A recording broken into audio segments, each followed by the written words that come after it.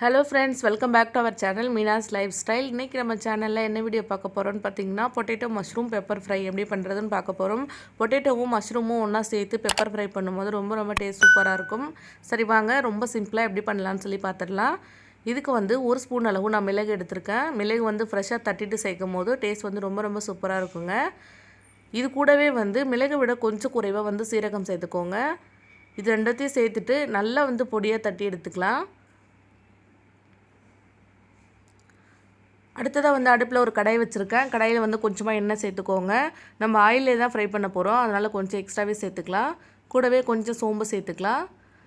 அடுத்ததா ஒரு கொத்தளவு கருவேப்பிலை சேர்த்துக்கிறேன். ஃப்ரெஷ்ஷா இருக்க கருவேப்பிலை இருந்தா சேர்த்துக்கோங்க. கூடவே வந்து 2 பச்சை மிளகாய் சேர்த்துக்கிறேன். நீங்க வந்து பச்சை மிளகாய் சேர்க்க வேண்டாம் அப்படினா அதை வந்து ஸ்கிப் பண்ணிக்கலாம். நம்ம மிளகு சேர்க்கறோம்ல அந்த காரமே போதும்.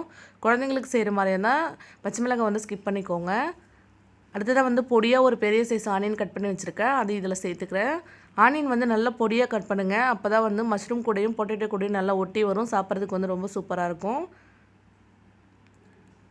சேர்த்ததுக்கு அப்புறமா இப்போ ஆனியன் வந்து நல்லா ஃப்ரை ஆகி வரணும். அது வரைக்கும் வந்து நல்லா ஃப்ரை பண்ணிக்கலாங்க. கலர் மாறி வரணுங்க. இப்போ இது நல்லா ஃப்ரை பண்ணதுக்கு அப்புறமா நான் காமிக்கிறேன். பாருங்க ஆனியன் வந்து இந்த அளவுக்கு நல்லா ஃப்ரை ஆனதுக்கு அப்புறமா நான் வந்து ஒரு 3 உருளைக்கிழங்கு வந்து தோல் சீவிட்டு வேக வச்சு எடுத்து வச்சிருக்கேன். இதை வந்து இதில் சேர்த்துக்கலாம். ரொம்ப வந்து வேக வைக்க கூடாது. ஒரு விசில் இல்ல 2 விசில் வச்சிங்க அப்படினா போதும்.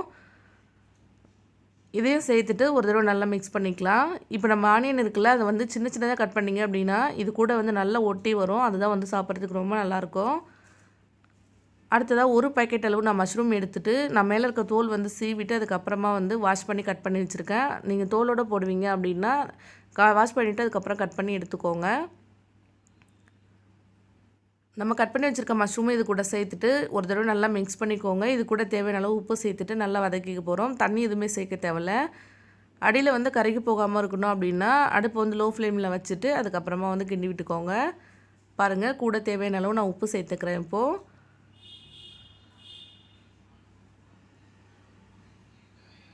இந்த மஷ்ரூம்ல இருந்து வர மாய்ஸ்சரே நமக்கு போதும். எக்ஸ்ட்ரா தண்ணி நம்ம எதுவுமே சேர்க்கவே இல்ல பாருங்க.